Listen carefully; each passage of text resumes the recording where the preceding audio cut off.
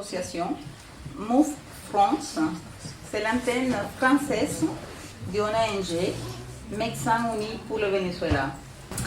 Ce soir, dans l'accomplissement de l'un de nos objectifs qui est de dénoncer la crise sanitaire que subit le Venezuela. Nous avons fait le choix ce soir de nous centrer sur les thèmes de l'exil et sa répercussion sur la santé mentale. Sachez que plus de 100 millions de Vénézuéliens ont quitté le pays dans les 4 dernières années. Nos invités nous parleront des aspects psychiatriques, psychologiques, sociologiques, anthropologiques de cette situation si complexe. Mais tout d'abord, je vais vous inviter à visionner une petite vidéo pour vous illustrer qui nous sommes et quels sont les objectifs que nous poursuivons. Qui sommes-nous? Move, Médecins Unis du Venezuela, est une ONG née au Venezuela en 2016, en réponse à la crise généralisée sans précédent que subit le pays. Des médecins vénézuéliens se sont réunis afin d'aider à pallier la crise sanitaire qui frappe la population ces dernières années. Voici quelques chiffres. Enquête nationale des hôpitaux 2018. 16% de patients insuffisants rénaux décédés pour absence de dialyse. 25% USI adultes et pédiatriques fermés. 33% des enfants entre 0 et 2 ans ont des retards de croissance. 48% des femmes enceintes sont en état de malnutrition. 66% d'augmentation du taux de mortalité maternelle. 30% d'augmentation du taux de mortalité infantile. Move compte avec 18 antennes nationales et 6 antennes internationales. USA, Texas, Houston, Washington. Colombie, nord du Santander. Chili, Uruguay, Espagne et Pays-Bas. Move France a été créé officiellement le 1er juin 2019. C'est une association loi 1901. Quels sont nos objectifs? 1. Dénoncer la crise humanitaire qui touche le Venezuela, notamment dans le secteur de la santé, afin d'alerter et d'agir. 2. Améliorer l'accès aux soins de la population vénézuélienne à travers l'envoi de médicaments et de matériel médico-chirurgical. 3. Soutenir les étudiants en médecine à travers le programme parrainage d'un interne ou d'un chef de clinique au Venezuela, afin de les aider à finir leurs études et intégrer ensuite le système hospitalier. Ce programme vise à freiner l'exode des médecins vénézuéliens. Selon les chiffres de l'Ordre national des médecins vénézuéliens, plus de 33 000 médecins ont quitté le pays ces 3 dernières années. 4. Accompagner les médecins et autres professionnels de santé arrivant en France dans leur processus d'intégration à l'environnement social et professionnel français.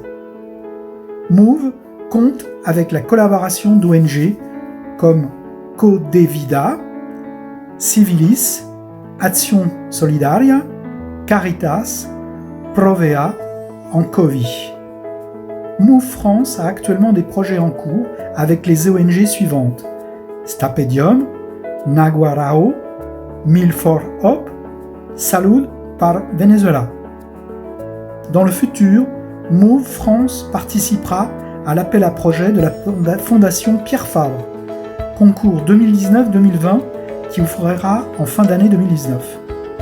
Move France prépare aussi un dossier de demande d'admission en partenariat officiel avec l'UNESCO. Merci de votre attention.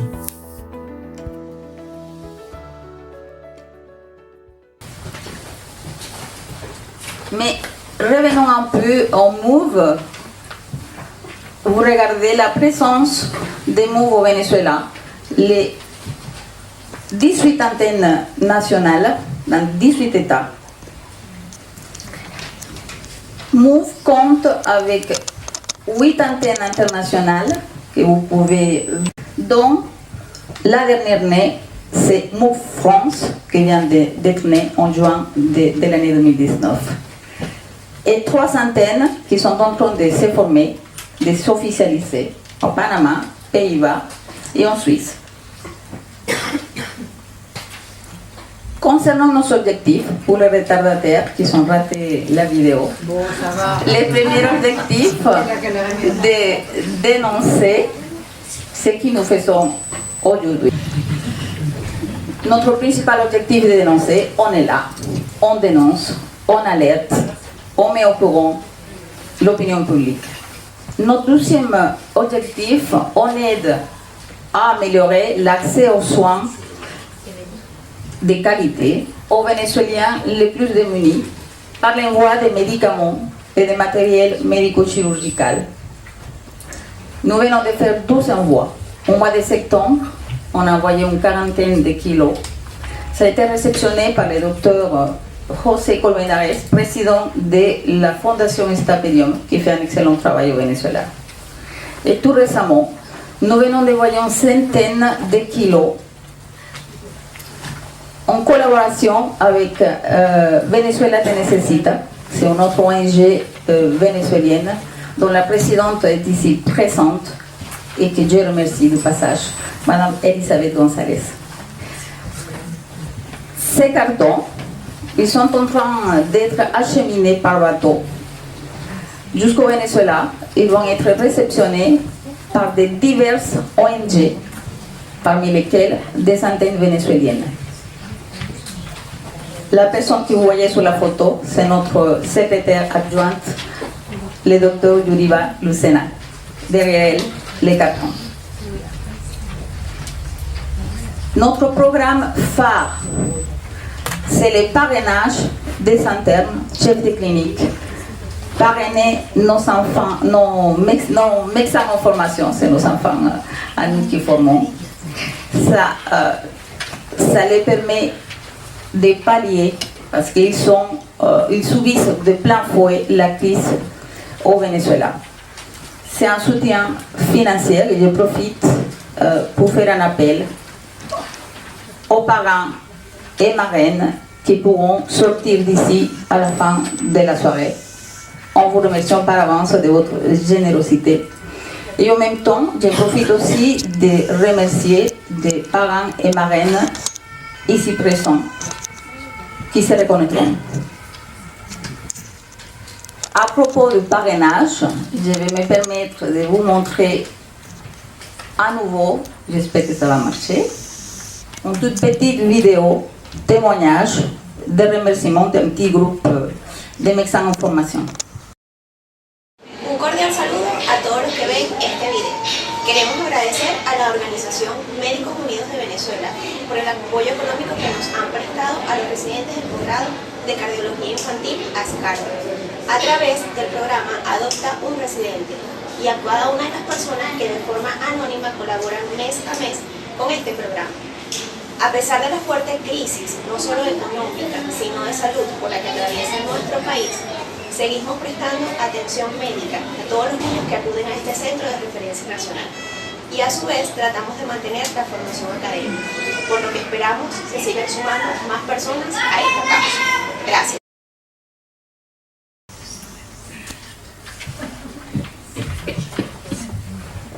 Je vous informe que MOVE en général parraine environ 250 médecins en formation au Venezuela de 4 universités, Université centrale du Venezuela, Université des Andes, Université Lisandro Alvarado de Barquisimeto, Université de Carabobo. Et MOVE France compte parrainer une douzaine de médecins en formation à l'Université du Zulia à l'ouest du pays. Mais nous ne pouvons pas dénoncer la crise sans faire allusion à une notion très importante qui est la notion de crise humanitaire.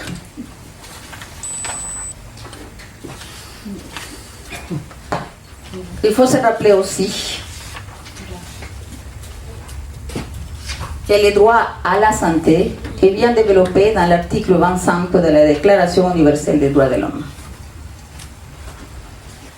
D'autre part, dans la Constitution de l'Organisation mondiale de la santé, est établi explicitement que le droit à la santé est l'un des droits fondamentaux de l'homme, sans distinction de race, religion, idéologie politique ou conditions économiques ou sociales.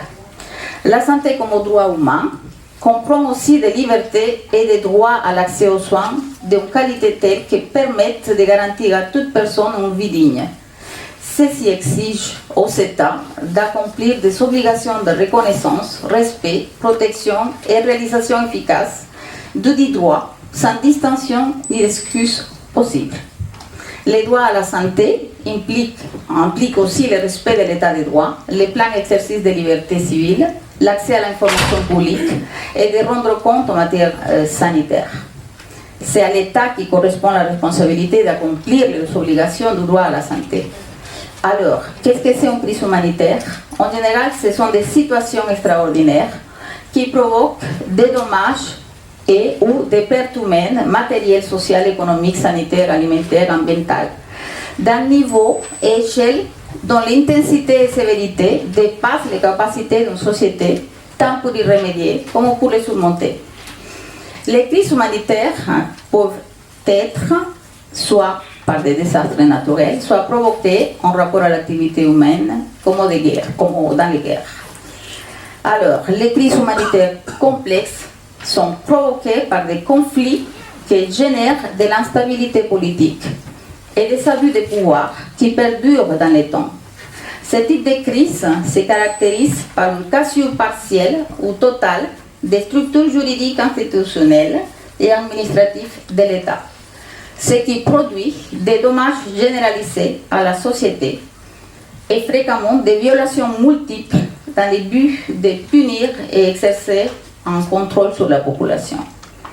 Ce terme d'urgence humanitaire complexe a été adopté par les Nations Unies à la fin des années 80 pour caractériser le nouveau conflit d'origine politique, d'où découle un type de crise humanitaire avec des effets dévastateurs qui menacent la vie et le bien-être de personnes sans qu'il y ait de désastres naturels ou guerres.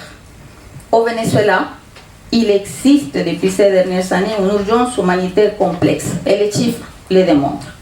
Il s'agit d'une situation inédite, telle comme l'ont signalé de diverses ONG, avec un État, ou plutôt un groupe qui détient le pouvoir, qui non seulement est incapable de résoudre la situation, mais qui la nie. Enfin, ce qui est clair pour nous, c'est que devant cette situation, nous avons besoin du soutien de tous, tant des Vénézuéliens comme de la communauté internationale. Et je vais faire la transition rapidement aux exposés des intervenants suivants.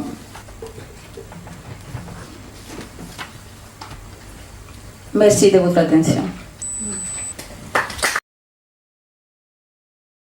Ton exposé a pour titre Venezuela Roja Rojita. Bonsoir. A la nación toda este mensaje. Venezuela, lo hemos demostrado, es roja rojita. Hugo Chávez avait décrété que Venezuela était roja rojita, rouge, toute rouge, de la couleur associée au communisme et à la révolution. Au Venezuela, tout ce qui était lié au gouvernement et à sa propagande était repeint en rouge. C'était partout. Même les dressing codes des révolutionnaires étaient déshabillés tout en rouge, tout le temps. On était très loin d'imaginer à quel point la prophétie allait s'accomplir. La crise économique, comme disait ma collègue Dr Oviedo, la crise économique, politique et sociale qui subit le Venezuela est polymorphe, elle est très complexe. Elle touche tous les domaines de la vie quotidienne. Une hyperinflation de 9500% pour l'année 2019. C'est presque abstrait tellement c'est élevé. Une pénurie sévère de médicaments, d'aliments, d'essence, ce qui est bien les combles pour un pays pétrolier, ainsi qu'une insécurité galopante qui fait du Venezuela un des pays les plus dangereux au monde. L'Organisation des Nations Unies pour l'alimentation soutient que près de 10% de 39 millions d'habitants est en situation de famine. Un tiers de la population fait au maximum 2 repas par jour. Les Vénézuéliens auraient perdu en moyenne 11 kilos. Tous ces facteurs réunis ont poussé plus de 5 millions de Vénézuéliens à fuir les pays au cours des 3 dernières années, c'est-à-dire 20% de la population. Mes collègues vont aborder les aspects de cet exil forcé, terrible et douloureux pour les gens qui fuient les chaos. Moi, je vais vous parler de la réalité qui est celle de ceux qui sont restés. Parmi tous les aspects du cauchemar qui vit le peuple vénézuélien à ce moment, nous avons donc fait le choix de vous parler de la crise qui traverse le système de santé. Une des plus importantes limitations pour l'étude de la situation sanitaire au Venezuela est le manque d'informations. En fait, les annuaires de mortalité qui représentent les informations publiques essentielles ont cessé d'être publiés depuis 2013. Plus de statistiques. Depuis 2016, la publication des statistiques pour les maladies à déclaration obligatoire et les décès liés à ces maladies ont été suspendus. Il existe de nombreuses plaintes de la part du personnel de santé qui se voient imposer l'ordre de ne pas inscrire dans les registres des centres de santé ces maladies pour ne pas nuire à l'image du gouvernement. En juin 2018, le ministère de la Santé a supprimé les centres vénézuéliens de classification des maladies, les CVC. C'est un organisme qui était responsable depuis 65 ans d'assurer l'intégralité et la qualité des statistiques épidémiologiques et sanitaires. Il était le centre de référence du Venezuela devant l'OMS et l'OPS. C'est dans ce contexte qu'est née l'organisation Médicos por la Salud, les médecins pour la santé. C'est un groupe de médecins qui s'étaient mis d'accord parce qu'ils avaient besoin de connaître le nombre de blessés qui arrivaient aux hôpitaux lors des grandes manifestations de 2014. Et après ça, ils ont profité de ces réseaux qui s'étaient créés et ils ont continué à recueillir de l'information pour pallier un peu à ce manque de statistiques officielles. Actuellement, 137 hôpitaux dans les territoires nationaux conformes donnent de l'information chaque année. Leur enquête s'appelle Enquête nationale des hôpitaux. Grâce à ces publications, qui sont en accès libre sur Internet, la ENH est devenue une des principales sources d'information avec les rapports de l'Organisation panaméricaine de la santé, l'OMS, Caritas et la Croix-Rouge. L'urgence humanitaire a commencé en 2016 avec la répartition et la propagation rapide des épidémies qui avaient été éradiquées il y a des décennies. Les stocks de médicaments ont commencé à s'épuiser, de même que les vaccins et les fournitures de base pour le traitement des patients. Nous avons vu apparaître des problèmes de malnutrition, non seulement dans la population générale, mais surtout chez les populations les plus fragiles, les femmes enceintes et les enfants. La Fédération des pharmaciens du Venezuela reporte actuellement des niveaux de pénurie de 85% des médicaments. Et la fermeture de très nombreuses pharmacies des villes. Le gouvernement nie cette situation d'urgence humanitaire et a refusé l'entrée d'aide humanitaire internationale, avec les conséquences graves qu'on peut bien imaginer sur la santé des populations. Tous les indicateurs auxquels on peut avoir accès sont en rouge. Toutes les courbes s'envolent. La mortalité infantile, c'est-à-dire les décès des enfants de moins d'1 an, a toujours été considérée comme un des principaux indicateurs de la qualité de vie d'une population. Entre 2012 et 2016, c'est-à-dire en seulement 4 ans, elle a augmenté de presque 64%, pour atteindre 21 décès pour 1000 naissances. Les taux de mortalité maternelle a plus que doublé pour la même période. Ces taux sont semblables à ceux que nous avions dans les années 90. Nous avons reculé de plus d'1 ans. C'est aussi le cas pour les maladies infectieuses comme la rougeole, la diphtérie, les oreillons, la coqueluche. Certaines de ces maladies étaient sous contrôle depuis plus de 10 ans. La rougeole, par exemple, le nombre de cas monte en flèche. En 2006, ont été déclarés 727 cas et en janvier 2019, plus de 9000. La diphtérie, les oreillons, la coqueluche suivent les mêmes tendances. La grave pénurie des vaccins est sans doute un des principaux facteurs qui explique la contagion. Les pays frontaliers, un des principaux problèmes aussi, c'est que les pays frontaliers comme le Brésil, le Pérou, la Colombie et l'Équateur ont aussi de nombreux des cas anormalement élevés à conséquence du mouvement migratoire du peuple vénézuélien vers ces... Pour ce qui est du le paludisme, la malaria, selon les chiffres de l'OMS, les cas de paludisme qui sont présents actuellement au Venezuela représentent à eux seuls plus de la moitié des cas de tous les États de la région des Amériques. 20 fois plus que pour l'année 2000. on représentait que 2,5% des cas de paludisme au niveau des Amériques. Actuellement, on est à 53%. Ça fait plus d'1,3 million cas pour la fin 2019. Jusqu'à présent, cette flambée de paludisme était surtout concentrée dans le sud du pays, les États Bolivar et l'Amazonie. Mais maintenant, vous voyez, les nouveaux cas sont partout.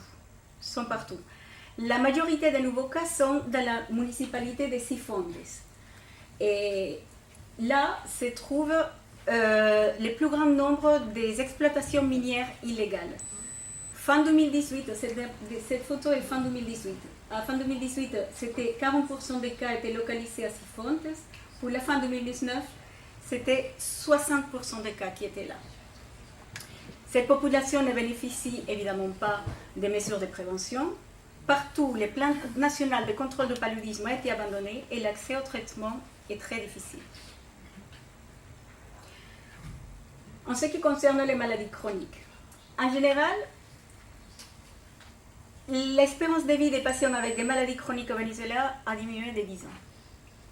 Les traitements anticancéreux, contre le VIH, les médicaments anti-rejet pour les patients transplantés ont commencé à se raréfier en 2017 et actuellement ont pratiquement disparu des stocks hospitaliers.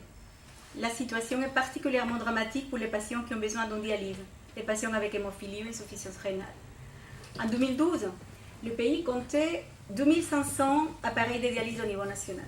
Actuellement, 74% de ces machines sont en panne. Le système hospitalier, quant à lui, est hors service aussi. Le rapport de l'enquête nationale des hôpitaux pour l'année 2019 dresse un constat terrifiant. 51% des blocs opératoires ne sont pas opérationnels. 85% des services de radiologie, d'échographie et des laboratoires d'analyse biologique ne fonctionnent pas, ou fonctionnent de façon très aléatoire. 70% des appareils de tomographie et IRM sont hors service. Mais là, on s'améliore. Parce qu'en 2018, on était à 90% qui ne marchait pas. Pour l'année 2019, rien que pour l'année 2019, on estime à 4858 décès imputables au déficit de matériel et de médicaments. Une particularité de l'année dernière. L'année dernière, le Venezuela a eu des énormes pannes d'électricité qui ont plongé le pays dans l'obscurité.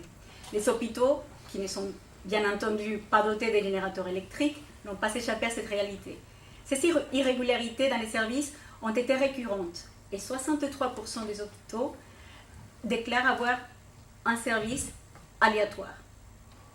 Pour ce qui est de l'eau, pareil, 78% des hôpitaux ont des défaillances dans les services d'eau, voire pas d'eau du tout, avec bien entendu toutes les conséquences en termes de transmission des maladies dues au manque d'hygiène, etc.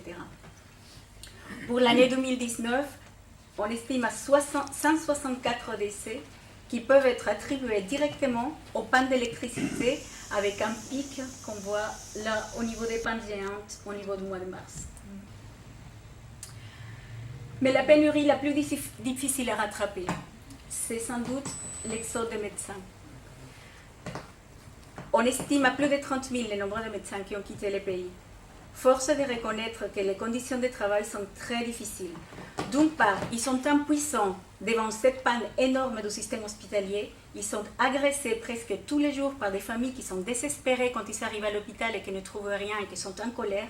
Et en plus, quand ils le font savoir publiquement, leur mécontentement, ils sont soit destitués et pour beaucoup mis en prison accusés de trahison à la patrie. Pour préparer ça, j'avais l'information il y a 6 mois que le salaire moyen d'un médecin était de $30 par mois. On s'est renseigné et ce matin on m'a confirmé que désormais ça ne représente que $5 par mois. Pour ce qui est de la psychiatrie, et là on commence un peu à aborder le thème qui nous occupe, qui est la santé mentale, la psychiatrie a toujours été les parents pauvres de la médecine, et ça partout dans le monde. Au Venezuela, les hôpitaux psychiatriques sont parmi les structures les plus délaissées. Leur situation est dramatique. Il n'y a pas de raison que les indicateurs concernant les hôpitaux psychiatriques ne soient pas au rouge aussi. Bien au contraire. avec en plus l'aggravant que ces patients sont souvent abandonnés par leur famille. La section des droits de l'homme de la Fédération mondiale de la santé a publié il y a une quinzaine de jours un communiqué dans lequel ils signalent leurs préoccupations à propos de la santé mentale des Vénézuéliens. Ils qualifient la situation comme catastrophique, avec un impact sur la population qui fait apparaître des sentiments de tristesse et de désespoir. En mai 2019, l'Observatoire vénézuélien de la violence a déclaré que Venezuela était le pays avec les taux les plus élevés de suicide du continent. En 1999, à l'arrivée de Chavez, le taux oscillait entre 4 et 5 suicides pour 100 000 habitants. Actuellement, elle est de 28 suicides par 100 000 habitants, c'est-à-dire 7 000 suicides par an en moyenne. Pour la petite anecdote, en 2018, les Guinness nous avaient donné le record de pays les plus heureux du monde. Ça a bien évolué depuis. Pour mieux illustrer la psychiatrie, je vais me permettre de vous présenter un extrait d'un reportage qui a été fait par France 24 qui montre l'état d'un des principaux établissements psychiatriques de Caracas, l'hôpital de l'Idice.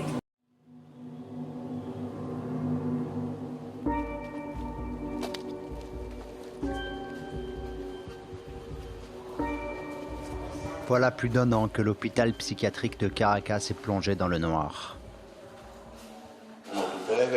Ici, il nous reste encore un peu de lumière, mais les patients, eux, n'en ont pas.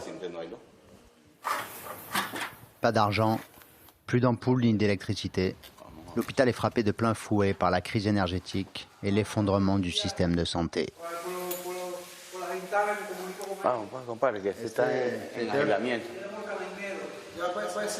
Faute de pouvoir les traiter, on enferme les malades chroniques.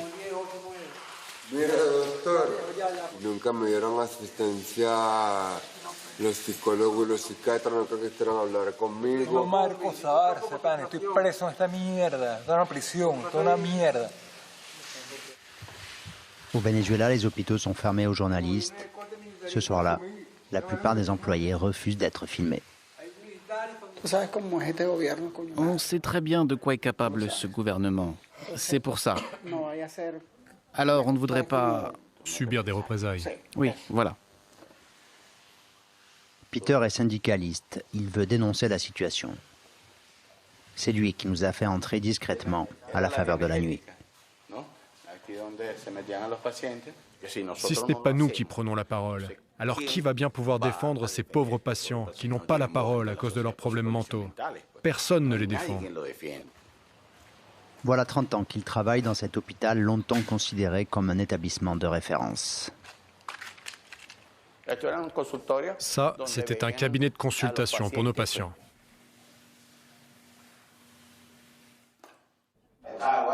Cette fuite d'eau vient d'un autre service qui a été fermé, celui de psychiatrie pour adolescents. Tout ça à cause de l'abandon total de la part du gouvernement. Cet hôpital est en train de tomber en ruine. 117 ans qu'il existe et il leur a fallu moins de 20 ans pour le détruire.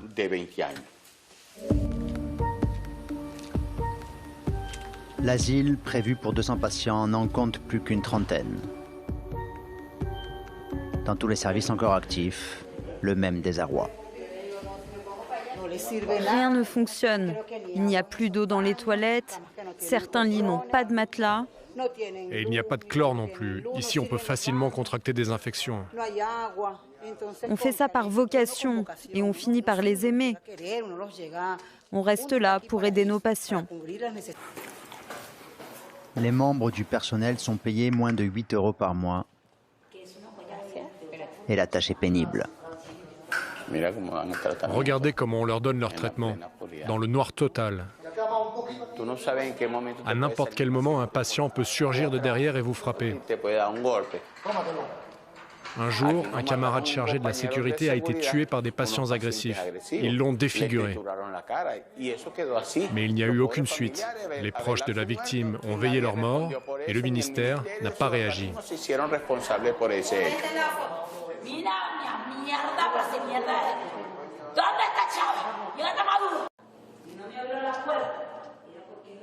Les cuisines sont fermées, les patients sous-alimentés.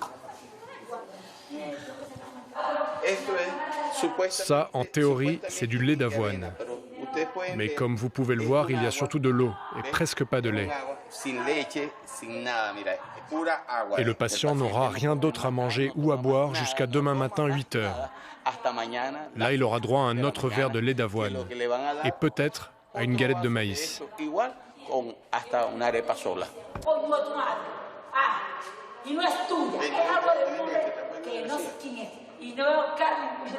Cette patiente est en train de devenir agressive. Ils ne reçoivent pas les médicaments nécessaires et ils sont tous périmés. Du coup, les patients sont toujours en crise. Nous n'avons aucun stock de médicaments. Ce sont les familles des patients qui les apportent. Et nous, on leur garde. De fait, l'État est ruiné. Mais pour certains, la crise hospitalière s'explique aussi par des politiques économiques inefficaces et une corruption généralisée. Jour après jour, la crise s'aggrave au Venezuela. Reclus dans le noir et oublié de tous, les malades mentaux lui paient un lourd tribut. Chavez a bien eu raison, et qu'actuellement mon pays est devenu rouge de partout. Rojo rojito, comme il voulait bien. Sont devenus rouges tous les indicateurs de santé, des pauvretés, des dénutritions, des violences. Les inégalités n'ont jamais été si importantes. J'ai bien l'espoir que bientôt la couleur de mon pays va changer pour séparer du vert de l'espoir de surmonter cette épreuve. Merci. Et son exposé a pour titre Homo Viator. Je vais essayer de calmer un peu l'émotion qui a laissé Carmen avec son exposé, parce que je vais partir sur un sujet un peu plus, on va dire, serein. Je vais parler de l'homo viator. L'homo viator, c'est une expression latine, ce qui ça veut dire l'homme qui marche, les pèlerins, les gens qui marchent à la recherche de quelque chose. Cette réaction très humaine qui c'est de se déplacer pour aller chercher quelque chose que parfois il n'est pas tout à fait au courant de ce qu'il cherche. Il s'agit de trouver. Alors l'homo viator parle de cet homme itinérant, toujours en devenir.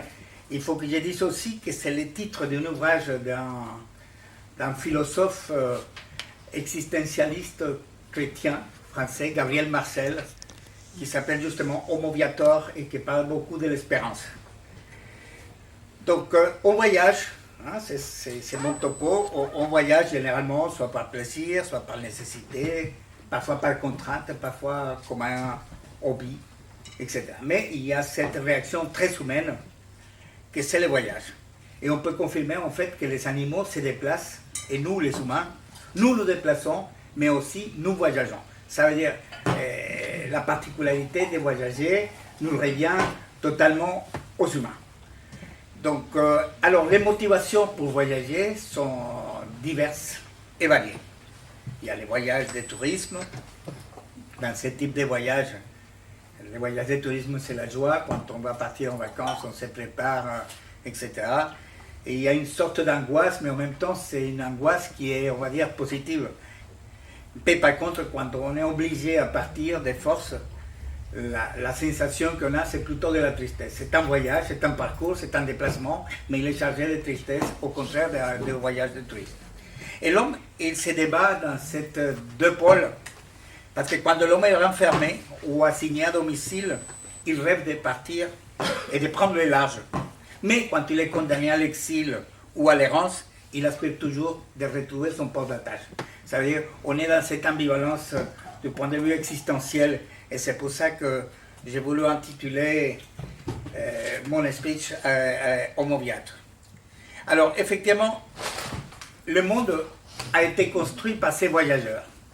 Ils sont partis il y a plus de 200 000 ans de l'Afrique, l'Homo erectus et ensuite l'Homo sapiens, qui se sont répandus par toute la planète à la recherche du feu, à la recherche des aliments, à la recherche des couples, à la recherche d'un climat plus adapté.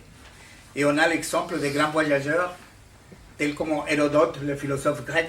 Et on voit dans la carte là, à peu près la taille qu'avait le monde à l'époque d'Hérodote. Un peu plus tard, c'est Marco Polo, l'autre qu'on a entendu, le grand voyageur, qui a fait son récit des voyages, qui a étendu encore l'ampleur de la planète pour continuer ensuite avec les fameux voyages de Magellan, qui ont bien de fêter le 105e anniversaire d'un voyage autour du monde sans GPS. C'est ce qui a été fait par Magellan, qui a laissé sa vie dans une île en Indonésie, dans un combat avec des aborigènes de l'époque. Et des 500 et quelques tripulants qui sont partis d'Espagne, ils sont retournés seulement 27 et qui ont pu raconter l'histoire de la recherche, de trouver les chemins pour faire le tour du monde. À côté, il y a aussi donc, notre connu Christophe Colomb, qui a fait plusieurs voyages. Donc, du coup, on voit qu'il y a cette impulsion pour les voyages, mais il y a aussi, à partir de Magellan et à partir de Colomb, un intérêt économique, un intérêt de pouvoir. Colomb a pu faire son voyage parce qu'il était financé par les rois catholiques. Magellan a été financé un peu pour les catholiques, mais c'était surtout à l'époque que le Portugal et l'Espagne étaient en confrontation pour qui étaient les pays les plus puissants de l'époque. Encore, on a des voyageurs, des grands voyageurs, tels comme notre cher Napoléon, qui a eu le soin de prendre avec lui des scientifiques, des botanistes, etc., notamment Champollion, qui est parti avec cette expédition de Napoléon et qui a permis de déchiffrer les hiéroglyphes de la fameuse pierre de Rosette. Et ensuite, on a un autre que je suis quelque part obligé à citer, que c'est Alexander von Humboldt, un biologiste, un naturaliste allemand, qui a parcouru l'Amérique latine du nord au sud et qui a décrit les paysages, la mer, les montagnes, etc. Sans oublier ces derniers grands pas, hein, que c'est la Lune. Donc ça veut dire que l'homme n'a pas cessé de bouger. On est quelque part, cette impulsion de voyager, cette impulsion de partir. Et il y a aussi ceux qui n'ont jamais voyagé, comme c'est le cas de Jules Verne, qui n'est jamais sorti d'Amiens, sa ville de naissance, et qui a fait le tour du monde avec ses ouvrages. Donc on peut voyager sans voyager. Donc, alors, il y a plusieurs types de voyages. Je vais commencer pour parler du voyage psychodélique, un peu à la mode dans les années 60-70. Et aujourd'hui, curieusement, dans le monde de la psychiatrie, le traitement à base de médicaments, des substances psychodéliques est revenu à la mode pour le traitement de l'estress post-traumatique et pour le traitement de la dépression. On commence à réutiliser les LSD et la psilocybine. Il y a aussi la notion de voyage métanoïque, et c'est ce qui s'est passé d'après les antipsychiatres des années 70 dans la schizophrénie. C'est un voyage à l'intérieur de soi-même pour retrouver son véritable moi. Et il y a aussi les voyages qui est bien organisé, qui est bien ficelé, mais qui finissent pour donner un tableau pathologique du point de vue psychiatrique. De tout est connu, je pense, le syndrome de Stendhal. C'est ce qu'a pris Stendhal à la sortie de la visite de la cathédrale en Florence, qui a été pris par un état d'extase et qui est complètement avec des désorientations temporelles-spatiales, etc., et qui est passé tout seul. Il y a aussi, on a décrit en psychopathologie, le syndrome de Jérusalem, que c'est un syndrome aussi du même style, avec un délire mystique, qui prend aux gens qui visitent la ville de Jérusalem, que c'est la ville des 3 religions monothéistes, qui est très important. Et parfois, il y a aussi le syndrome de l'Inde. Je ne sais pas pour certains qui ont ici été en Inde, c'est vrai que c'est voir autant de misère en même temps, c'est quelque chose qui choque. Et dernièrement, on a décrit aussi le syndrome de Paris, que c'est un syndrome un peu de désorientation que prend les Japonais quand ils arrivent à s'installer à Paris. Ils parlent du syndrome de Paris. Et en fait, à la fin, c'est le voyage pathologique, c'est le voyage de nos chers patients psychotiques. Les patients qui, dans son délire, se sont investis d'une mission qu'il doit accomplir et qu'il doit partir en voyage. Donc ça, c'est le voyage nettement pathologique. L'autre, c'était pathogène. L'un, il faudrait que les voyages pathogènes, les gens qui sont atteints d'un syndrome de Stendhal ou de Jérusalem, au retour à leur pays d'origine, tous les troubles passent. Ça veut dire que c'est une réaction. Ensuite, j'ai continué, et là, j'ai commencé avec des sculptures de Bruno Catalano, c'est un sculpteur qui a un ouvrage magnifique, lui-même né en Algérie, élevé en Italie et qui habite actuellement à Marseille. Et je trouve que les sculptures relèvent vraiment de tout un message de ce qui est l'homo viator. Donc, il faut dire qu'il existe une grande différence entre les immigrants et les touristes. La mer, c'est la même, les paysages sont les mêmes, les plages sont les mêmes, mais les motivations sont franchement très différentes. On voit un bateau, un beau voilier, et on voit un bateau de fortune. Et là, on voit dans l'image de gauche, cette photo, ça a été pris au sud de l'Espagne, et on voit une touriste qui était à la plage en train de prêter secours à quelqu'un qui avait naufragé d'un bateau de réfugiés. Donc ça veut dire que pour les pays développés, les immigrants sont des réfugiés sociaux et les touristes, par contre, c'est une grosse source de revenus. Donc l'histoire écrite du voyage, est, comme presque toutes les histoires, elle est partie des mythes et des légendes. Nettement dans notre monde occidental, parce qu'on vivait dans le paradis. Et le monde, tout était parfait à portée de la main. Jusqu'au jour que, je ne vais pas répéter ça, parce que ce n'est pas tout à fait comme ça, Ève a poussé son mari à manger la pomme. Ça a été franchement simplifié, mais c'est un peu stupide. L'homme a voulu être comme Dieu, et Dieu, en voyant ça, les a expulsés du paradis, et c'est à partir de là qu'on a dû commencer à travailler. Ça veut dire que quelque part, le travail est historiquement une punition. Après, ça a continué cette expulsion par d'autres. Après, c'était l'Exode, et après, c'était l'expulsion des Juifs de Jérusalem, et comme ça a commencé le grand déplacement mondial qui est arrivé à notre époque à ce phénomène qu'on peut appeler la mondialisation, qui va nécessairement lier à la migration. La mondialisation, c'est un processus dans lequel les frontières qui séparent les sociétés vont commencer à disparaître, chose qui va provoquer des changements à tous les niveaux, y compris chez les individus. Ce phénomène qui s'est produit à plusieurs reprises tout au long de l'histoire de l'humanité a pris maintenant une ampleur et une dimension universelle. À partir du 19e siècle, les migrations internationales se sont amplifiées avec le départ de millions de migrants européens en direction de grands territoires peu peuplés comme l'Amérique, l'Australie, l'Océanie, etc. Plus tard, dans le XXe siècle, qui a été marqué par la multiplication des camps d'internement et par les exodes massifs aux deux guerres mondiales et à la décolonisation. Et de nos jours, depuis les années 2000, on assiste à une forte augmentation du nombre d'exilés à cause des guerres asymétriques, c'est-à-dire les guerres entre groupes armés ou entre les groupes armés et les États, et aussi à conséquence des énormes déséquilibres économiques, sociaux et écologiques de la planète. Donc, et on voit là, historiquement, on voit les passages des républicains espagnols lors de la guerre civile, les passages de Pertus dans les Pyrénées, des milliers de personnes qui ont dû quitter leur pays dans l'année 39, à la fin de la guerre civile espagnole. Et un peu plus loin, on voit comment ça continuait, parce que ça, c'est dans les années 60. Ça, c'est nos chers amis portugais, à l'époque, qui traversaient clandestinement pour venir travailler en France. Et il avait une industrie de passeurs, telle comme on voit aujourd'hui. Ensuite, ça ne s'est pas arrêté avec les frontières terrestres. Il y a aussi les frontières maritimes. Et on voit, par exemple, ici en bas, les bateaux, les boat people à l'époque de la guerre de Vietnam. On voit ici les Cubains en train de partir à Miami. Et ici, ne parlons pas, c'est de les côtes nord d'Afrique. Et j'ai voulu mettre ici en comparaison, c'est ce qu'on appelait cette illustration du Moyen-Âge, que c'est la nef du fou.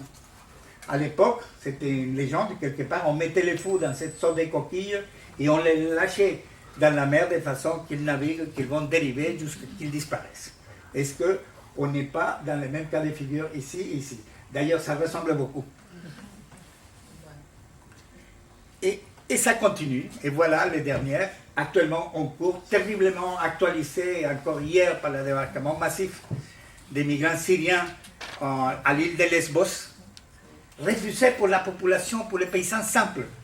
Et sans compter avec celle que nous occupe ce soir, cette migration massive, dans un pays qui n'avait jamais connu ce phénomène de la migration, qui était plutôt un pays d'accueil. Et je vais vous montrer un petit photogramme d'un film qui s'appelle La 25e heure.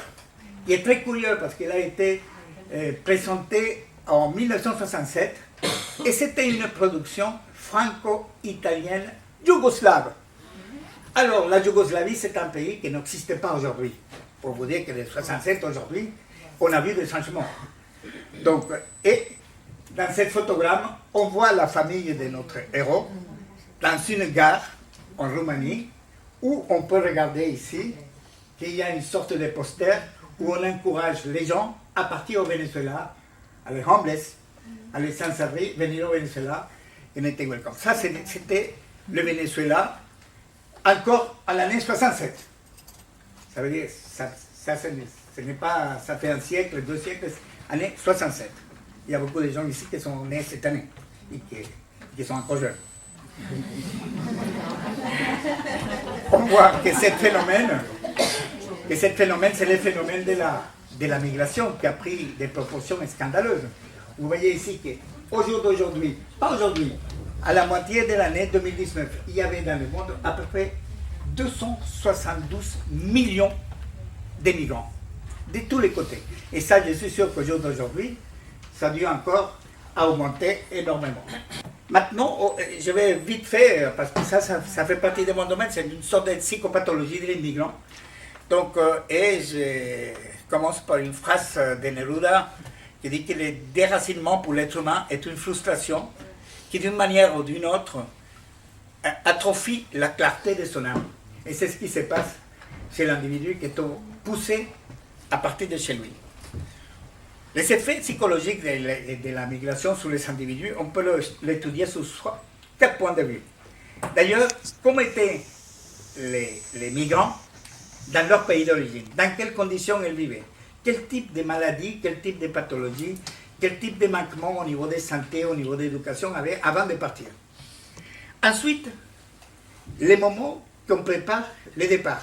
Ce n'est pas la même chose partir de Venezuela par Maiquetía à l'aéroport que partir à pied par la frontière. On a le phénomène des caminantes, ce sont des gens qui vont à pied de Venezuela jusqu'au Chili, jusqu'au Pérou, et qui vont à pied. Évidemment, c'est bien différent un cas ou l'autre.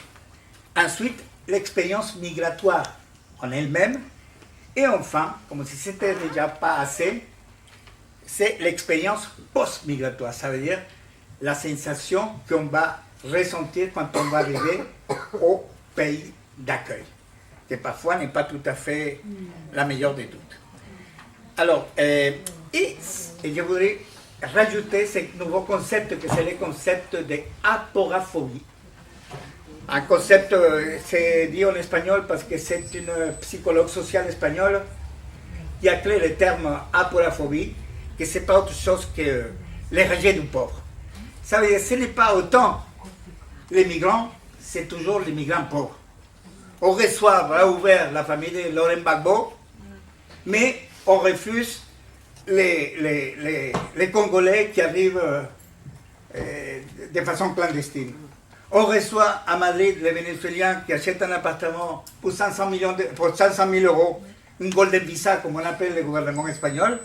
Si on achète un appartement de plus de 500 000 euros ou on investit dans une entreprise à l'auteur de au moins 500 000 euros, on a droit à une visa. Ça veut dire que c'est la aporaphobie, et je pense que le concept c'est très important, parce que cette peur du pauvre, c'est un sentiment qui a toujours été enfoui, mais qui fait partie de notre construction mentale. La psychologue en question, c'est Adela Cortina, qui affirme aussi que les problèmes sociaux qui touchent l'Union européenne vis-à-vis de l'immigration, ce n'est pas seulement lié à la xénophobie ou au racisme. Ils sont surtout liés au rejet des pauvres. C'est les pauvres qui nous font peur. C'est l'étranger, mais surtout l'étranger pauvre qui nous fait peur. Donc, il y a essentiellement dans la pathologie de l'immigrant 2 types de pathologies. Là, c'est les syndromes post-traumatiques. On a vu que le stress post-traumatique a été une entité clinique qui a été décrite chez les militaires lors de la Première Guerre mondiale. Les Anglais les appelaient les shell shock. C'était des gens qui n'avaient pas de blessures physiques, mais qui avaient des blessures psychologiques et qui restaient complètement inhabilités pour le reste de la guerre. Alors, ces concepts de stress post-traumatique étaient attendus à tout processus pouvant provoquer un traumatisme psychologique. Un tremblement de terre, une inondation, un hold-up, un accident de voiture, une fusillade, etc. Et il y a un ensemble de symptômes, je ne vais pas m'arrêter parce que ce n'est pas dans le domaine de tout le monde, une série de symptômes qu'on a décrits comme état de stress post-traumatique. Donc, cet état de stress post-traumatique peut prendre des formes des syndromes d'hyperactivité, que ça veut dire c'est un qui-vive en permanence, prêt à partir, prêt à fuir, ou des symptômes dissociatifs. Et en plus, il faut rajouter la difficulté à trouver des mots exacts. Alors, les deuils migratoires, c'est la deuxième pathologie, c'est les états dépressifs, qui sont entraînés par la perte de beaucoup de choses, que chez les migrés représente, il y a un auteur espagnol, Achotegui, qui a travaillé avec des migrants à Barcelone, en Espagne, qui dit qu'il y a au moins 7 deuils qui représentent à peu près le deuil de la famille, des amis, de la langue, etc. Et affirme que 90% des patients qui suivent en consultation en Espagne sont atteints tous des symptômes dépressifs. Alors, et enfin, tous ces deuils peuvent être classés dans les classifications internationales, mais il définit une entité particulière, et c'est le syndrome de l'immigrant avec stress chronique et multiple. Ce n'est pas seulement le stress post-traumatique, le stress auquel il est soumis l'immigrant est permanent. Avant d'arriver, pendant le voyage, une fois arrivé, il est toujours en stress. Est-ce que je vais trouver, est-ce que je vais pouvoir m'intégrer, est-ce que je ne vais pas être rejeté, etc. Mais après, je vais passer à la notion de l'exil. Il y a une liste de mots, donc j'ai mis quelques-unes en vert parce que c'est curieux pour l'analogie avec le monde végétal. On parle de transplanter, de transterrer, de déraciner, et ce sont tous ces mots viennent à faire part de ce phénomène que c'est l'exil. Et parmi eux, il y a eu cette pratique très curieuse que c'est l'ostracisme. L'ostracisme, c'était une pratique qui se faisait dans l'Athènes classique vis-à-vis les individus qui constituaient un danger pour la société athénienne de l'époque. En fait, on inscrivait le nom de la personne dans une coquille et après cette coquille était mise dans un tesson d'argile et il était gardé dans une urne le temps qu'il était condamné. Celui-là, c'est un monsieur qui s'appelait Thémistoclès et qui a été ensuite réhabilité parce que quand le tribunal décidait qu'il revenait, il reprenait tous ses droits, on sortait la coquille et on la jetait, il était à nouveau libre de vivre dans la société de laquelle il avait été expulsé.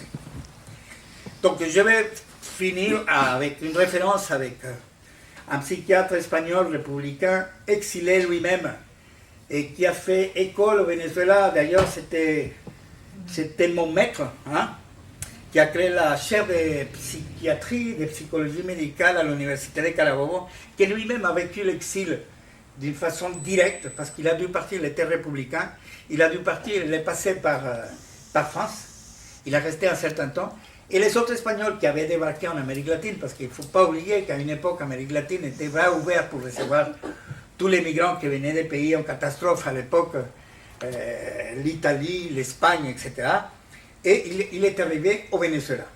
Il était arrivé au Venezuela et il a fait sa thèse de doctorat qu'il a présentée à 71 ans, en 1980, à l'université de Toulouse-El-Mirail, et il va donner une approche phénoménologique pour dire que l'homme est essentiellement un exilé, qu'on est toujours seul, et que c'est le paradigme de l'homme. L'homme est celui qui n'y est pas. L'homme est en essence un étranger, un émigré, un exilé. Hippocrate, déjà le maître de la médecine grecque, disait que l'acte de la naissance était déjà une chute d'un sens ailleurs, déjà étranger. Ça veut dire quand on est rejeté sur le monde, on arrive dans un endroit où on était expulsé. On était tellement bien dans le ventre de sa mère, et d'un coup, paf, on est dehors.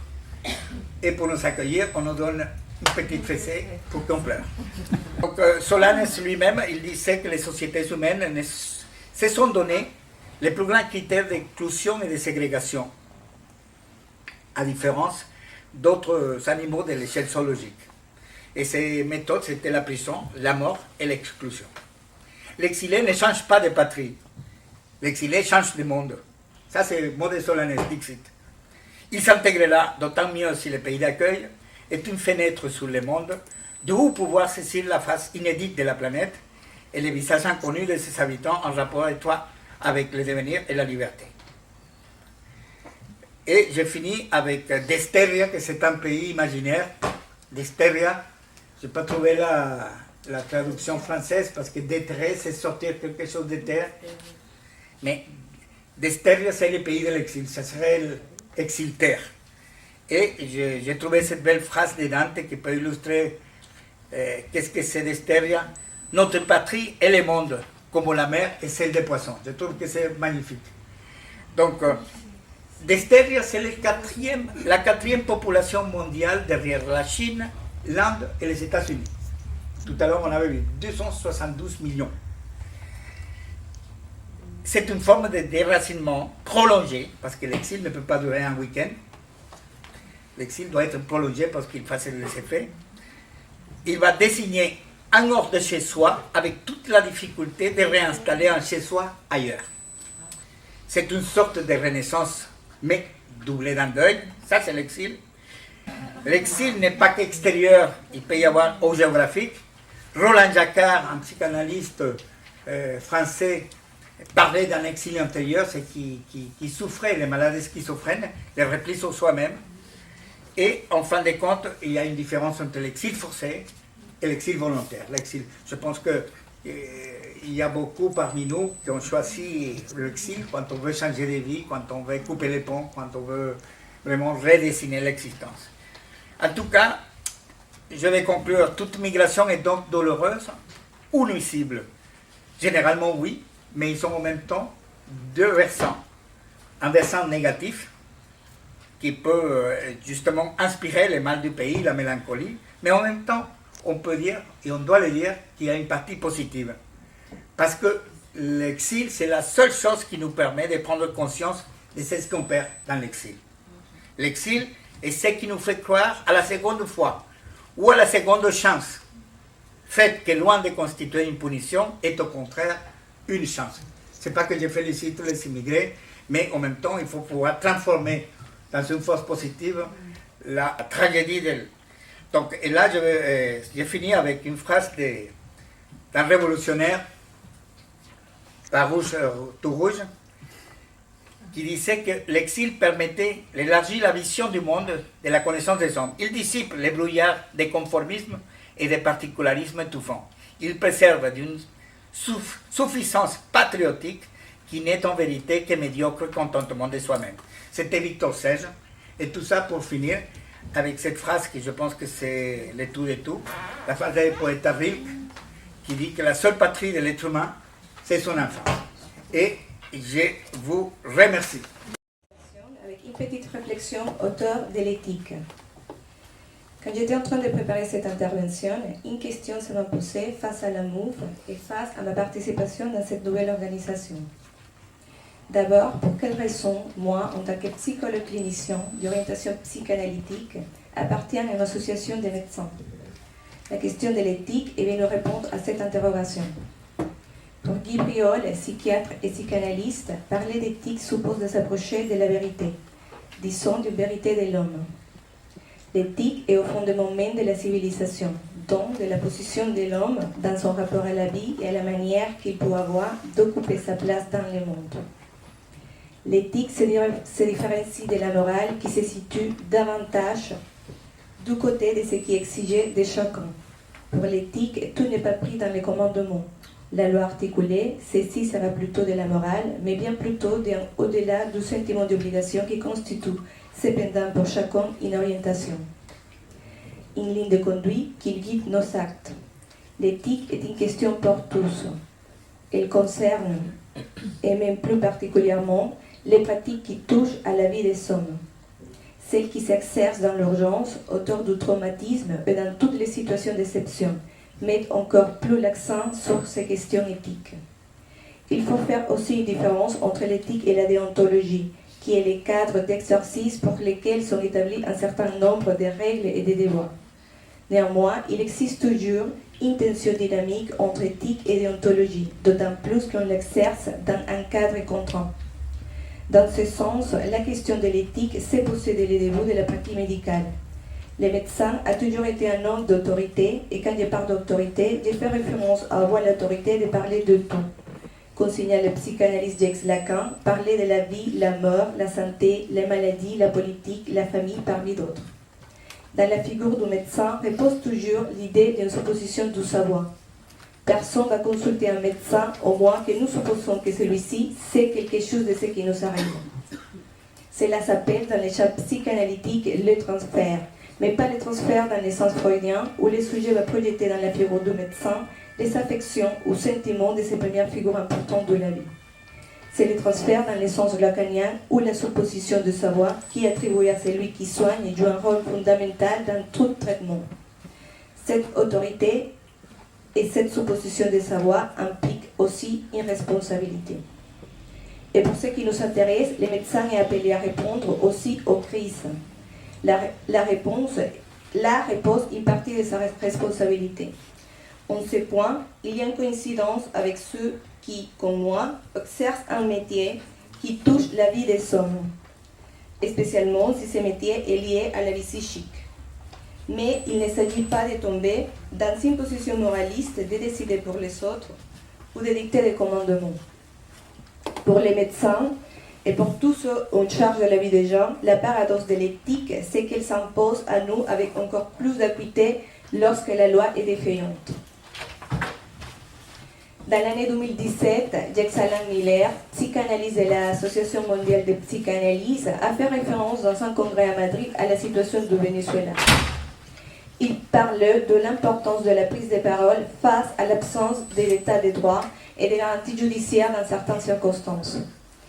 Pour lui, les psychanalystes ajouteraient encore une fois tous ceux qui peuvent influencer dans la vie des hommes, bien entendu les médecins, devaient assumer une position de dénonciation face à l'absence de loi et l'abus de pouvoir. Pourquoi se prononcer face à ce type de système? Dans ce type de système, il existe le silence des institutions, aussi l'actuation de nombreux acteurs qui restent sous silence, peut-être par prudence. Le silence aussi comme un signe de ne pas prendre une position afin d'être prudente. Mais la prudence peut avoir deux acceptions. Aristote, dans l'éthique à Nicomaque, dit que la prudence est une vertu de l'intelligence. Il signale que les vertus traduisent la raison droite, les bien agir. Les vertus de l'intelligence sont liées à l'exécution, c'est-à-dire à la production où le sens ne sert à rien s'il n'est pas lié à l'action. Il s'agit d'un côté aller au-delà du bien commun, et de l'autre que sans la possibilité d'action, la prudence n'a pas place. Un homme prudent est celui qui cherche les biens pour lui, mais aussi pour les autres.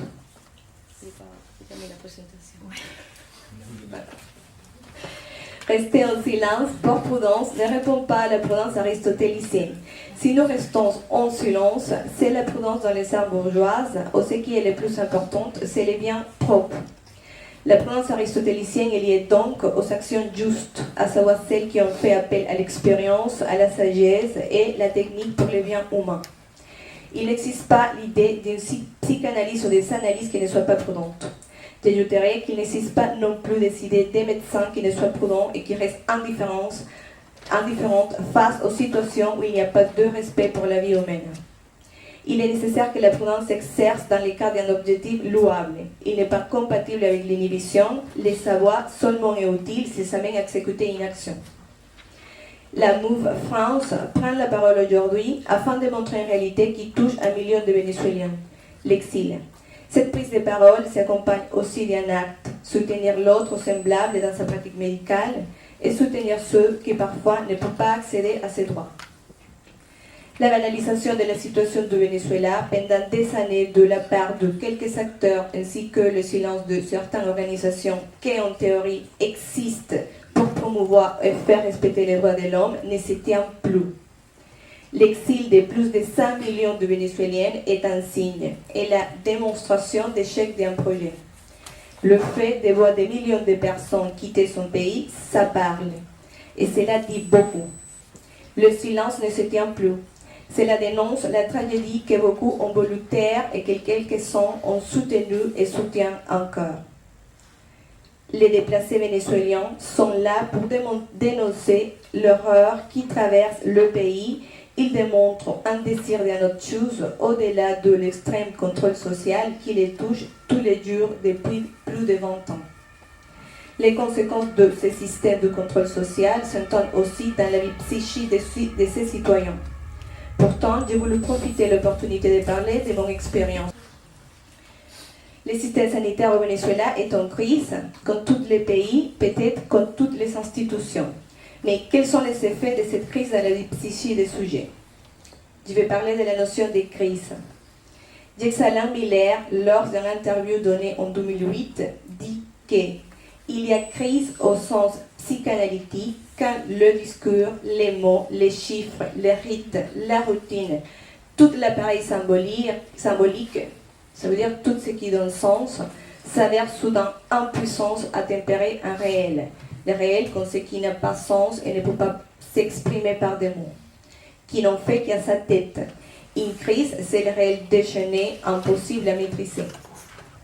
Le signifiant crise renvoie étymologiquement à un moment critique où les choses basculent ainsi qu'un jugement autour d'une décision à prendre.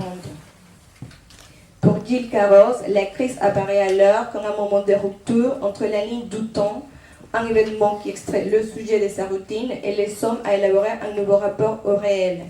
C'est ce rapport de la crise autant qui nous fait parler de moments de crise. Mais au Venezuela, combien de moments de crise? Tous ceux qui ont vécu au Venezuela dans les dernières années connaissent cette notion de crise.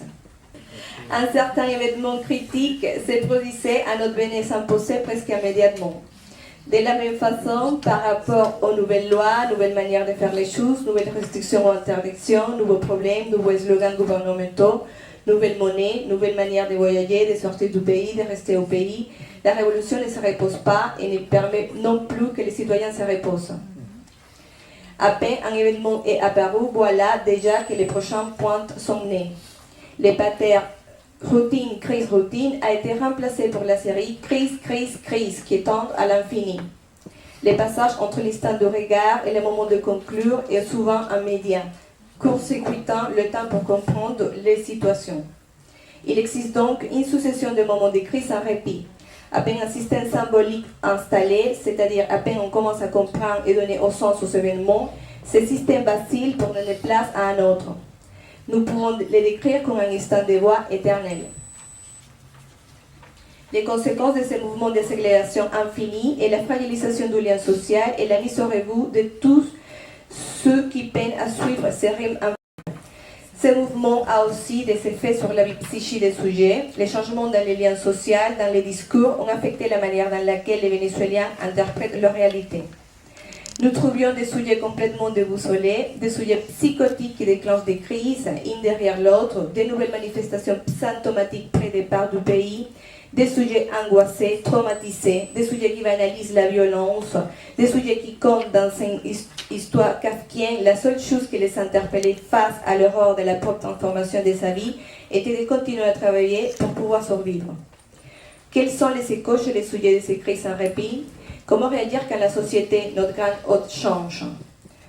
Nous commençons à rencontrer en consultation beaucoup de sujets avec des symptômes ou des crises subjectives qui déclenchaient suite à la rencontre à un réel, à la rencontre des difficultés de la crise.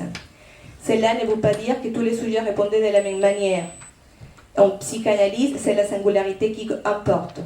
La crise, parfois, a produit des effets positifs sur la vie des sujets.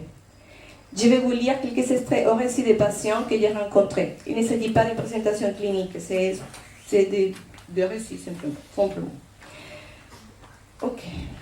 Madame Mérida, une femme de plus de 50 ans, avait commencé à se sentir fatiguée et sans envie de rien faire. Elle ne voulait pas non plus sortir de chez elle.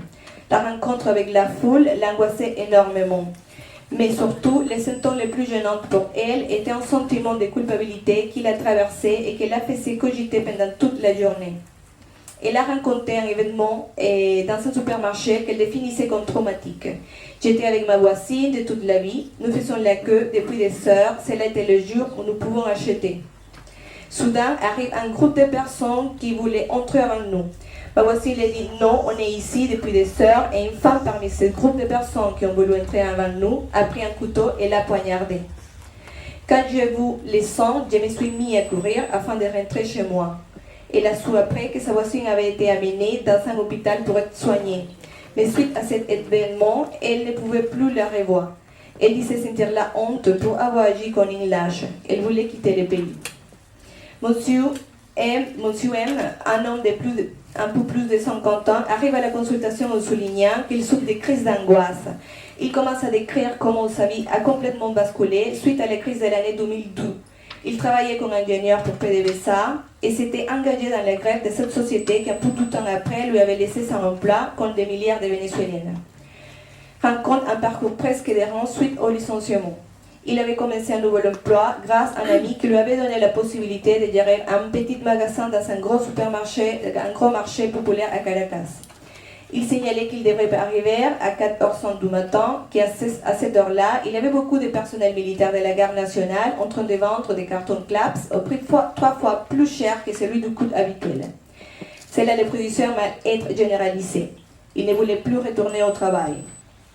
Il se demandait comment, depuis des années d'études et de travail spécialisé, sa vie allait finir dans des conditions pareilles. Il se demandait pourquoi il devrait être confronté à regarder tous les jours ceux qui lui avaient imposé tant de malheurs. Le déclenchement de la crise s'était produit suite à une rencontre avec une petite fille au marché qui lui avait proposé une fellation en échange d'un sachet d'harina pain. La fille lui a dit « Vas-y, je le fais pour pouvoir manger ». Il se disait angoissé, perdu et coincé entre la possibilité de quitter ce travail comme une manière de refuser ces nouvelles ordres de choses ou rester afin de pouvoir manger et soutenir sa vie. Okay.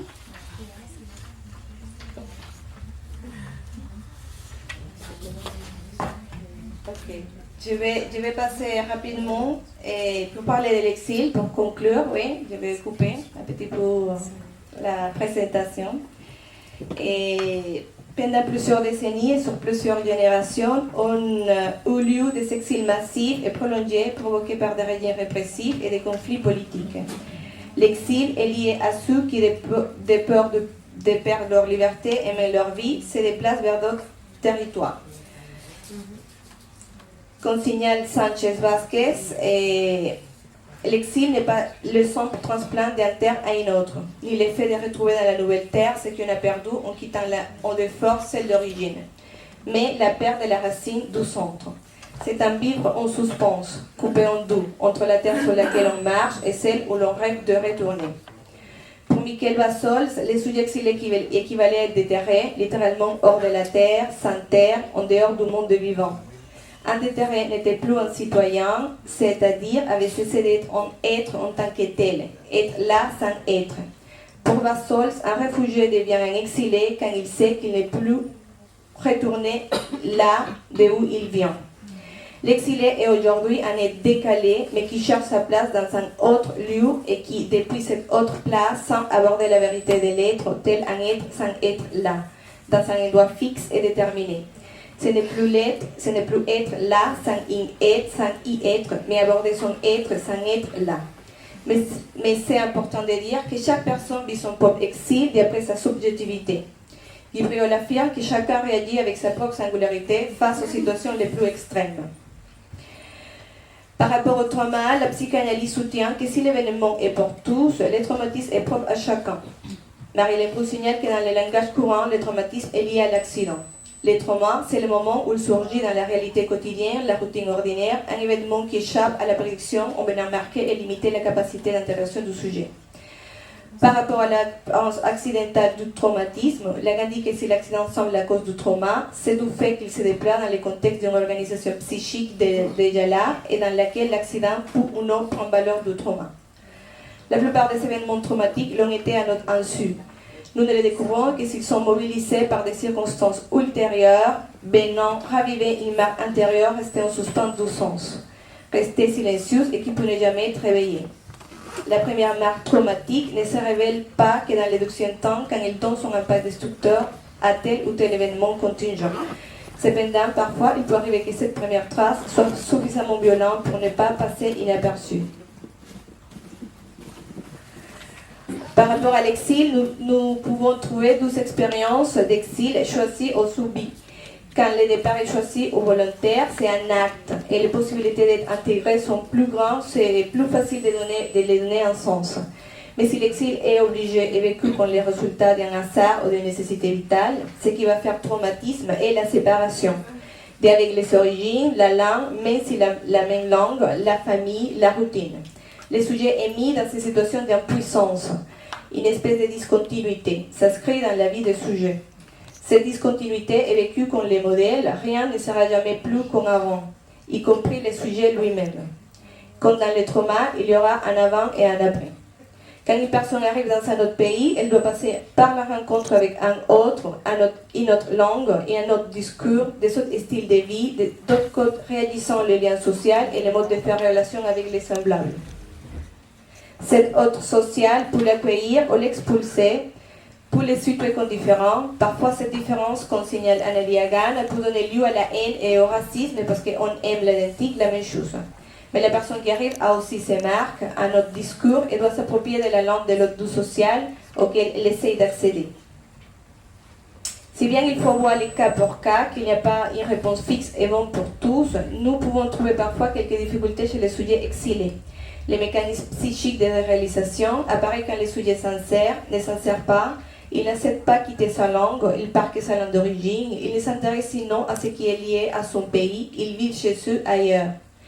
L'autre mécanisme, l'idéalisation, apparaît quand les sujets idéalisent un pays d'origine, tout est mieux là-bas et tout est nul ici. Il s'agit des mécanismes afin de se défendre à l'angoisse et la perte. C'est une manière de refuser l'autre. Ces mécanismes peuvent être adaptatifs au début, mais peuvent représenter un problème si les sujets n'arrivent pas à les dépasser.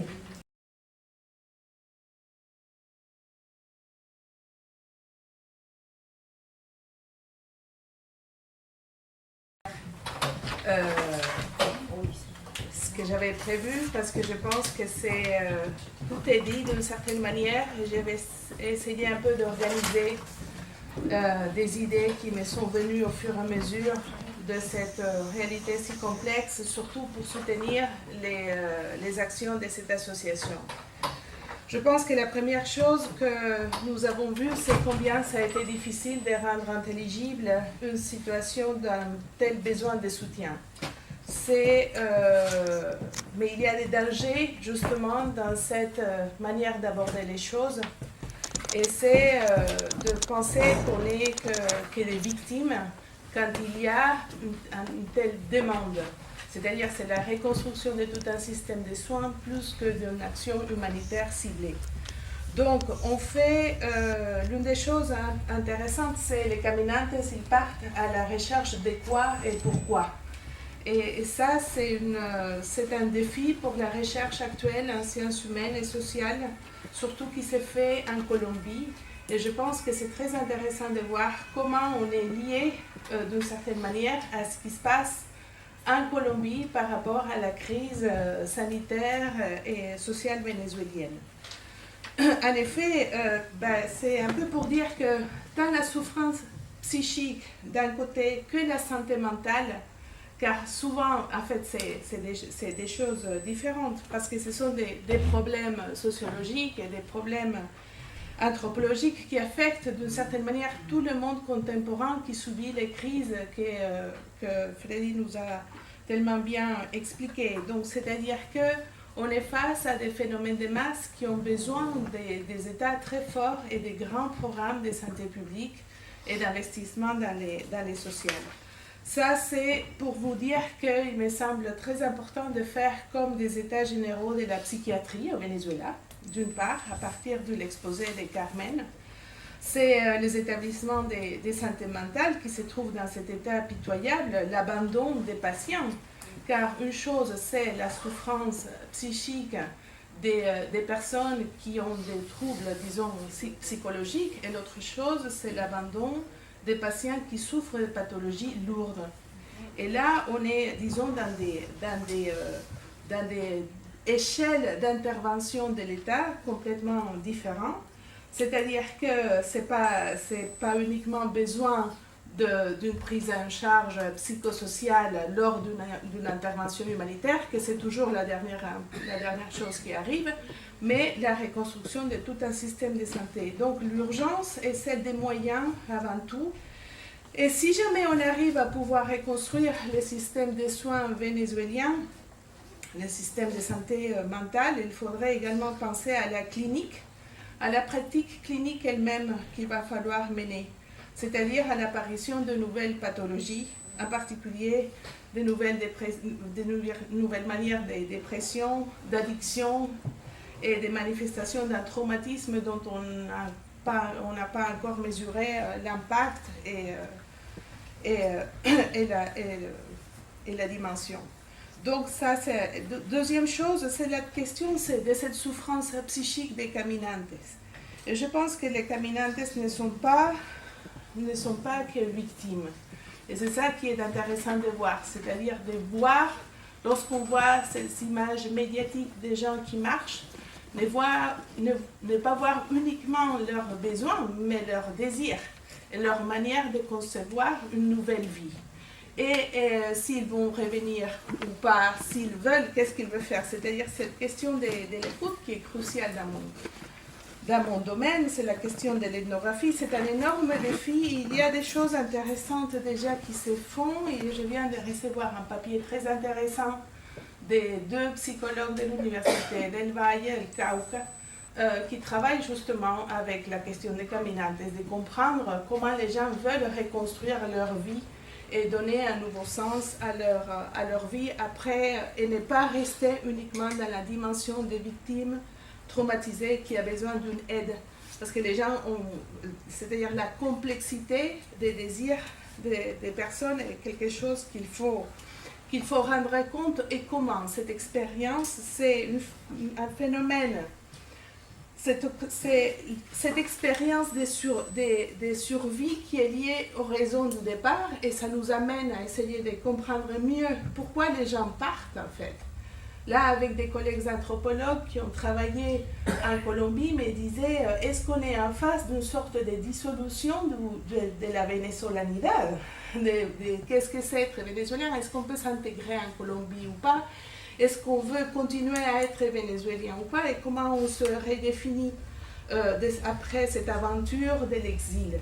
Et c'est une question qui a à voir même, je pense, avec la conception de l'État-nation, de notre nationalité elle-même. Lorsqu'on rentre du Venezuela, je suis rentrée il y a une semaine, on voit la multiplicité d'expériences. C'est un pays fractionné. C'est beaucoup de pays dans un seul. Et on peut vivre, il y a comme des inégalités sociales, on produit une sorte de système de castes tellement fractionné qui font que les expériences vécues par les Vénézuéliens soient très différentes les unes des autres. Et ça fait que comment est-ce qu'on peut dire qu'on est tous Vénézuéliens si on vit les choses d'une manière si différente? Et là, je pense que c'est un enjeu extrêmement important, c'est quelque chose d'énorme. Et c'est qu'en allant à la rencontre donc, de ces caminantes et de la révision de l'exil et comment se fait le passage des frontières et comment se construit aussi un nouveau rapport de ces migrants avec des territoires et comment on va revenir après au Venezuela, est-ce qu'on va se reconnaître au retour? Et c'est, je pense au cas chilien, dans lesquels toujours être un retournado, c'est presque un stigmate dans beaucoup de cas. Et ce sont des choses qu'il faut voir. Et troisième chose, pour finir et pas vous fatiguer, j'ai encore 3 minutes pour faire 10 minutes, c'est comme l'a dit Carmen très bien, l'intervention en santé mentale n'est pas une priorité dans les systèmes de soins et non plus forcément dans les interventions humanitaires. Mais il y a ça, c'est une chose. Je finis par rapport à la question des migrants. C'est l'idée en général, c'est que vivre n'est pas survivre, et combien de fois l'action humanitaire réduit l'individu au statut de victime, et c'est la vie nue, comme on dit, mais on est une vie sociale aussi. Donc, comment est-ce qu'on veut survivre et comment est-ce qu'on donne sens à sa vie avec majuscule. Et l'autre chose, c'est que changer des sociétés et les changements qu'on attend tous n'est pas uniquement le changement d'un gouvernement. Donc là, ce n'est pas avec la fin de cette dictature ou de ce gouvernement tyrannique qu'on va pouvoir se reconstruire. Et l'autre chose un peu que je voulais vous dire, un peu pour fermer, je pensais combien c'est que la santé mentale et la folie et l'accusation de folie a été aussi une arme politique. Et je pense à Franklin Brito. Et c'est le cas de cet agriculteur qui m'a tellement motivée pour faire des travaux, car l'accusation de folie pour les disqualifier, pour disqualifier les combats citoyens, c'est une arme. C'est une arme extrêmement forte. Et à celui-là, on l'a confiné, on l'a enfermé dans l'entrepôt de l'hôpital militaire. Et il y a tout un développement d'un argumentaire pseudo-scientifique, faux justement, mais avec des catégories qui pourraient paraître scientifiques, mais que c'était dissociation psychotique. On a utilisé beaucoup de choses, en allant de la Defensora del Pueblo jusqu'à Chavez lui-même pour l'accuser des fous. Et ça c'est intéressant à réfléchir, c'est-à-dire comment est-ce qu'on se construit par rapport à la santé mentale au Venezuela. Je pensais aussi à ce slogan terrible d'un certain moment de la confrontation politique, Chávez los tiene locos. Et ça, c'est quelque chose qui a à voir, je pense, avec une manière d'utiliser la subjectivité d'une manière politique pour la violence politique. Et ça, c'est quelque chose qu'il faut encore résoudre comme pays, avec lequel, je pense, une dimension avec laquelle on n'a pas encore fait la paix et on n'a pas encore terminé de comprendre la dimension de ce qui nous est arrivé. Merci.